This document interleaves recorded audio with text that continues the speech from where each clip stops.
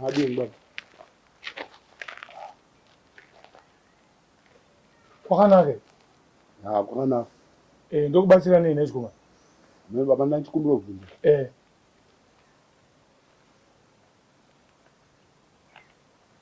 Amunambo sangana nawo makomana otuzo. Wakomana tu? Wakomana ndasangana nawo vakawanda inini wanga vari tutu.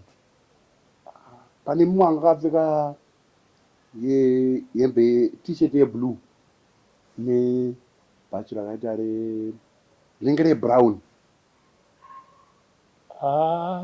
Andambosangana nawo. Uri kotsvagiriko wakomana iwawo?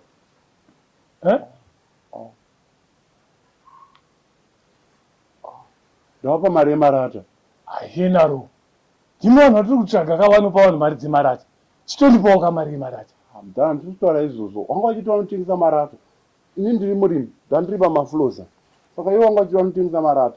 Saka ndibva wanditi vanoziva kune marata akachipa rega itenese. Tiende nokutengera. Tobva tauya nerori yekuenda newo kumusha. Watobirwa iwewe. Kutenga marata murodhi. Iwe ndiwe wabirwa manje.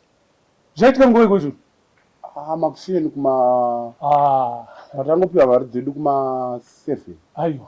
Watobirwa iwe ndiwe wabirwa manje. Haiwa kundibira havana zvawo nekuti watondipa imwe mari wachiti mari nyowani iri kupiwa varimi. Vakusiyira mari? Wachiti iyi ndo mari nyowani yedu yatinayo. Hakuna mari yakadai. Aya maagrocheka. Imari yekudhare. Wabirwa iwe. Mudhara andipa akatonzi special agro check kuratidza kuti ndo mari dzevarimi. Ndine urombo. Hapasisina. Uri murimi iwewe? Ndiri murimi. Chirega ndikutsanangurire shamwari. Zvatoitika panapa zvezuva ranhasi zvavharana. Hakuchina. Vatoenda. Nyaya yapo chitotsvaga uye kuti unodzokera sei. Wati uri kubva kupi? Kuguruwe. Kuguruwe. Indwa. Next time.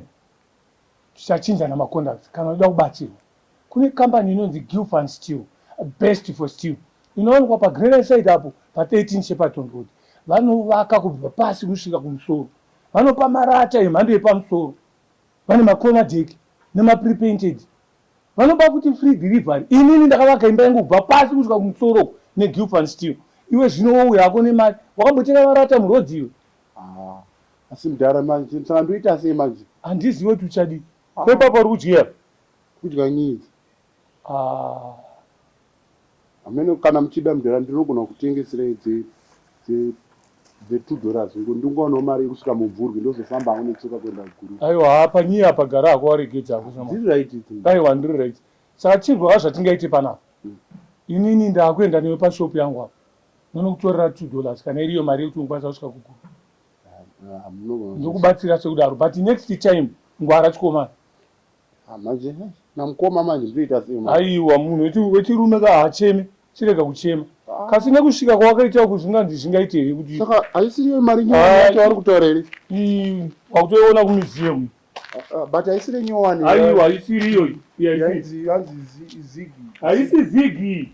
Zigi haisati yabuda. But handi hapo pana zvinoda kugara uchinyemwerera nguva dzose kuzvisungirira mumwoyo